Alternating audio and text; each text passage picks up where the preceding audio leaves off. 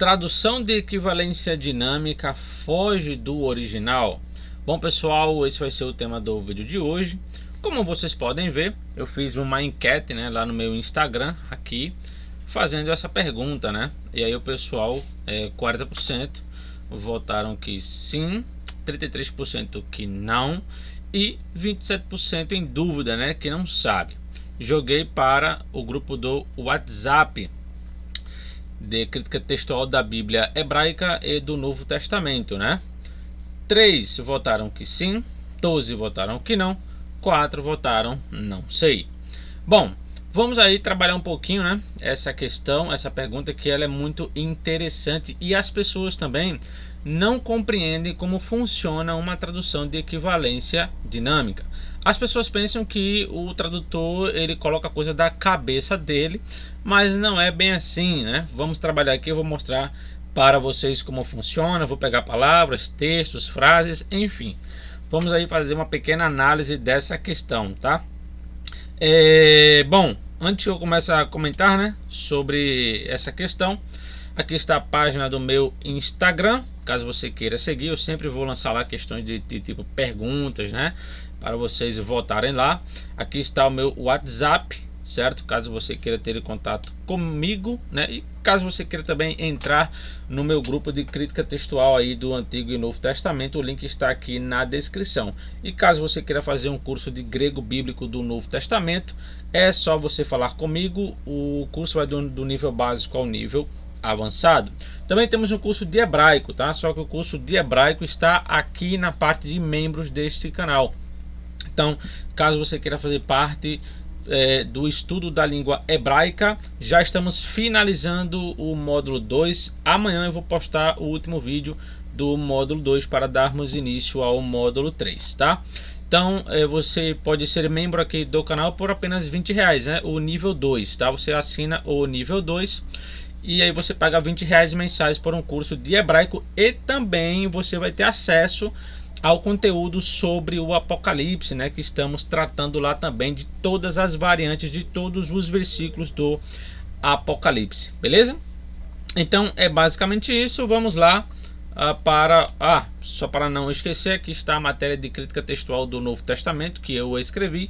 Caso você tenha, caso você queira, adquirir, é só você falar comigo, beleza? Então vamos lá. Bom, aqui eu peguei 4 frases em português, para ilustrar para você como funciona uma tradução de equivalência dinâmica, certo? Digamos que essas 4 frases aqui, elas foram traduzidas para o português de algum livro, certo? Então, a tradução de equivalência formal, o que ela faz? Ela vai pegar cada vocábulo, certo? E vai traduzir de igual modo para o português ou para alguma outra língua, Então, se o texto original ele fala sangue, então eu vou traduzir como sangue. Se ele fala corpo, eu vou colocar corpo. Se ele fala homem, eu vou colocar homem. Então, isso é uma tradução literal. O que a tradução dinâmica faz? A tradução dinâmica, ela busca o sentido, seja daquela palavra, ou seja, daquela frase, visando o contexto. No contexto, aquela palavra tem um sentido de quê, certo? Então, por exemplo, vocês percebem que em todas essas 4 frases você tem algo em comum, que é a preposição de, certo? A preposição de. Quando você analisa essas 4 frases, você percebe que a preposição de ela não tem o mesmo sentido nas 4 frases, certo? Então, se eu falo assim, encha a vasilha de água, o que significa esse de? Qual é o sentido desse de? Então, esse de, o sentido aqui é com, ou seja, enche a vasilha com água, certo? Então, uma tradução dinâmica, ela iria verter como com, certo? Então, neste caso aqui, a preposição de tem o sentido de com, não é o significado. A preposição de em si significa de e ponto, Mas o sentido ela varia de acordo com o contexto. Se eu falo aqui, copo de vidro, neste caso já não faz sentido eu traduzir o de como com. Copo com vidro não faz muito sentido, Por quê? Porque esse de aqui, ele já vai ter o sentido de feito. Mas a preposição de não significa feito. Mas, por causa da relação dos termos, ela passa a ter esse sentido aqui. Por quê? Porque o vidro é o material pela qual se faz o copo. Então, quando eu digo copo de vidro, eu quero dizer o quê? Que o copo ele é feito de vidro. Então, a tradução de equivalência dinâmica, ela vai lidar com o sentido da preposição, daquela palavra, daquela frase e assim sucessivamente. Se eu falo rede de peixe, aqui eu pego esse de e traduzo como cheia, rede cheia de peixe, certo? Então veja que a preposição de aqui, ela ganha o sentido de cheia. Então quando eu vou traduzir de forma dinâmica, eu não viso a expressão literal em si, eu vou visar o sentido daquela expressão. Quando eu falo aqui paz de Deus, eu posso traduzir esse de como paz produzida por Deus. Então, paz de Deus quer dizer que Deus ele produz essa paz. Entende? Então, esse de ele ganha o sentido de produzida por. Então, veja que em cada frase aqui, o sentido da preposição de foi mudado, ele foi alterado, ele tem um sentido em cada frase, porque o que vai determinar o sentido são os outros vocábulos. Então, uma tradução de equivalência dinâmica, ela visa muito esse aspecto. Então, vamos aqui olhar alguns exemplos do Novo Testamento para nós vermos como funciona. Deixa eu pegar aqui. Aqui eu tenho o texto de Filipenses, capítulo de número 2, versículo 8, tá? Deixa eu baixar aqui a minha câmera aqui. Filipenses 2:8 na Bíblia ACF, né, vai dizer que Cristo, né, ele foi obediente até a morte. Aí fala assim, ó, e morte de cruz. Qual é o sentido dessa preposição de? Qual é a relação entre morte e cruz aqui? O que esses dois vocábulos eles querem falar juntamente com essa preposição de? Então veja como a Bíblia de Jerusalém ela traduz a morte sobre uma cruz. Eles entendem que o de tem um sentido de sobre a cruz. Por quê? Porque a morte aconteceu na cruz. Quer dizer, a cruz é o lugar onde Cristo morreu. Então, sendo assim, entende-se que esse estauru aqui, ó, essa palavra, né, que foi traduzida como cruz, entende-se que aqui é o lugar, e como essa palavra está no caso genitivo, então entende-se que é um genitivo de lugar. Significa que o substantivo tanato, que é morte, ele vai mostrar o lugar onde essa morte acontece. Então a morte aconteceu onde? Na cruz ou sobre a cruz. Então aqui você tem a Bíblia de Jerusalém, ela traduziu de forma dinâmica, mas ela fugiu do texto original em si, da ideia que o texto lhe quer passar? Não, ela respeita o texto grego no seu sentido, não na sua literalidade. Então é importante que vocês compreendam isso. Aqui você também pode compreender morte de cruz como, por exemplo, aqui sendo um genitivo de produção. Significa que o estauru ele produz a morte. Então a tradução seria morte produzida pela cruz, ou morte por meio da cruz, compreendendo esse genitivo como um genitivo de meio. Eu concordo aqui com os tradutores da Bíblia de Jerusalém ao traduzir sobre uma cruz, porque Cristo de fato ele morreu sobre a cruz. Não foi necessariamente a cruz, o madeiro, né, que produziu a sua morte, né, porque ali ele sofreu várias coisas, ele foi chutado, tal, né. O que a cruz pode ter feito, né, é implicar mais ainda na sua morte, certo? Mas digamos que não foi necessariamente a cruz que o matou, e sim todo o conjunto. Por isso que a Bíblia de Jerusalém ela busca o sentido da expressão. Então, a morte sobre uma cruz, né? Então, aqui nós temos uma tradução dinâmica e aqui uma tradução literal. Buscando outro texto, né? Esse texto é interessante, ó. Na Bíblia CF fala assim: para que pela paciência e consolação das Escrituras. O que significa a preposição das aqui? Qual é o sentido dela? Quando ele diz paciência e consolação das Escrituras. Veja como a Bíblia de Jerusalém ela traduz: pela perseverança e pela consolação que nos proporcionam as Escrituras. Ou seja, eles pegaram o termo ton grafon, que é das Escrituras, e entenderam aqui como um genitivo de produção. Isto é, as Escrituras elas produzem consolação e perseverança. Então, quando eles traduziram aqui que nos proporcionam as Escrituras, o tradutor ele buscou o quê? Trazer o sentido do texto grego. O que o texto está falando, né? Então ele não visa a questão da expressão literal em si, das Escrituras, né? Esse das aqui ele vai carregar o sentido de proporcionar ou produzir algo, né? Como a gente viu aqui no próprio português. Então, uma tradução de equivalência dinâmica, ela não se importa com a literalidade, ela vai se importar com o sentido daquela frase. Isso aqui eu estou falando de estrutura genitiva, né? Que o caso genitivo ele tem mais de 30 usos, né? Deixa eu pegar aqui outro texto. Aqui em 2 de Tessalonicenses 2:10, aqui fala o seguinte, né? E com todo o engano da injustiça para os que perecem, porque não receberam o amor da verdade para se salvar. O que quer dizer esse amor da verdade? Bom, esse da verdade aqui, ó, essa expressão, né, que foi aqui traduzido como o tes aleteias, aqui ó, tes aleteias, né, da verdade, o amor está aqui, ó, ten agapen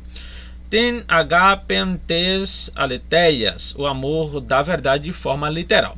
No entanto, esse da verdade ele pode ser compreendido como um genitivo de um genitivo objetivo. Isso significa que o termo verdade ele passa a ser o objeto de uma ação verbal que está implícita no substantivo principal, que é amor.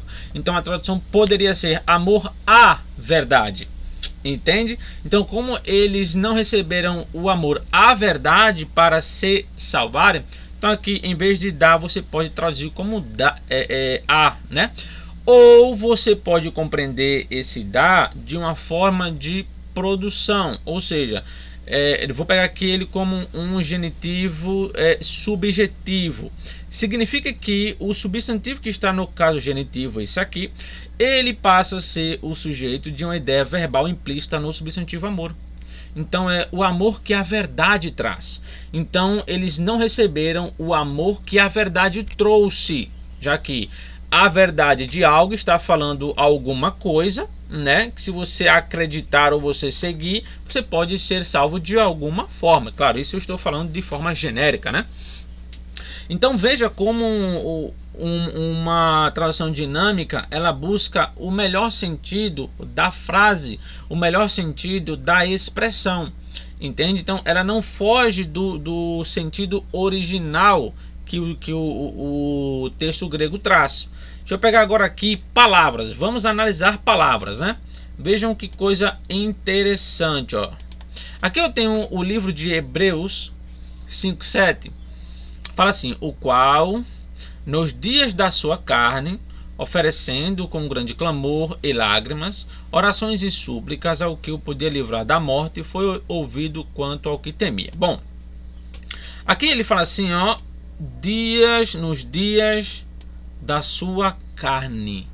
O que quer dizer nos dias da sua carne? Isso aqui quer dizer o quê? Qual é o sentido dessa palavra carne aqui? Quando você vai para o grego, você encontra aqui, ó, sarkos. Sarkos é literalmente carne. Aqui é onde entra a questão da palavra polissêmica. Por quê? O pessoal acha que uma palavra polissêmica é uma palavra com vários significados, e não é. Uma palavra polissêmica, ela lida com diversos sentidos. Quer dizer, a palavra ela tem o significado dela, literal, mas de acordo com cada contexto ela ganha um sentido diferente. O sentido ele é trazido pela estrutura do texto ou pela relação que essa palavra tem com outras. Então veja como a Bíblia de Jerusalém ela traduz. Ele que nos dias da sua vida terrestre, vida terrestre, ou da sua vida, né, como algumas outras traduções fazem. Então quer dizer, o termo sarcos aqui foi traduzido como vida, embora o termo sarcos ele não signifique vida. Entende? Você não tem o significado de vida para essa palavra. No entanto, nesse contexto, nesse caso, a palavra sarcos significa, ela tem o sentido de vida. Por quê? Porque ele está ligado ao termo remeras. Remeras é dia. Os dias da sua carne, está falando do tempo em que ele vivia aqui na terra, da sua vida da sua vida terrena, né? Então, quando isso aqui aconteceu, ele estava na vida terrestre, na vida terrena dele, certo? Então, o termo carne aqui, ele ganha o sentido de vida. Agora veja outro caso, pegar a mesma palavra. Aqui em Mateus 16, 17, fala assim: E Jesus respondendo disse-lhe: Bem-aventurado és tu, Simão Barjonas, porque tu não revelou a carne e o sangue, mas meu Pai que está nos céus. Aqui a palavra carne, novamente, né, que é a palavra aqui, ó, sarxe, kai aima, que é carne e sangue, né? A BEP, que é a Bíblia Pastoral, ela fala assim, ó: Jesus disse: Você é feliz, Simão, filho de Jonas, porque não foi um ser humano que lhe revelou isso, mas o meu Pai que está no céu. Perceba que a BEP ela fez uma tradução de equivalência dinâmica, porque carne e sangue pertence a quê? Pertence ao humano, né? O humano ele é de carne e sangue. Então, para você evitar carne e sangue, porque alguma pessoa ela vai ler esse texto e ela pode até achar estranho, né? Carne e sangue, porque não te revelou carne e sangue. Então, o que se traduz? Um ser humano, né? Então, neste contexto, a palavra carne, juntamente com sangue, significa um ser humano, uma pessoa humana, né? Mas foi o Pai quem te revelou e não um ser humano. Então, veja que no texto anterior, carne tem um sentido de vida. Aqui tem um sentido de ser humano, de ser uma pessoa, já não tem mais a ideia de vida. Então isso é o que? Uma palavra polissêmica, ou seja, poli quer dizer muito, né? E sêmica quer dizer sentido, muitos sentidos. E o sentido ele é passado devido ao contexto. Outro exemplo, João 1,13: os quais não nasceram do sangue, nem da vontade da carne, nem da vontade do homem, mas de Deus. Quando se fala aqui, ó, o telematos sarkos, que é vontade da carne de forma literal, como está na Bíblia ACF, essa expressão carne aqui, ela tem o cunho sexual, ou seja, vontade sexual, os quais não nasceram do sangue, nem da vontade sexual, nem da vontade do homem, mas de Deus. Então, carne, neste contexto, ela já ganha esse sentido com uma ideia sexual, porque para uma pessoa nascer, né, fisicamente, tem que ter a relação sexual. Se não tiver, a pessoa não vai nascer nunca, né? Então veja que neste contexto aqui a palavra já ganhou outra ideia que nos outros casos não tem.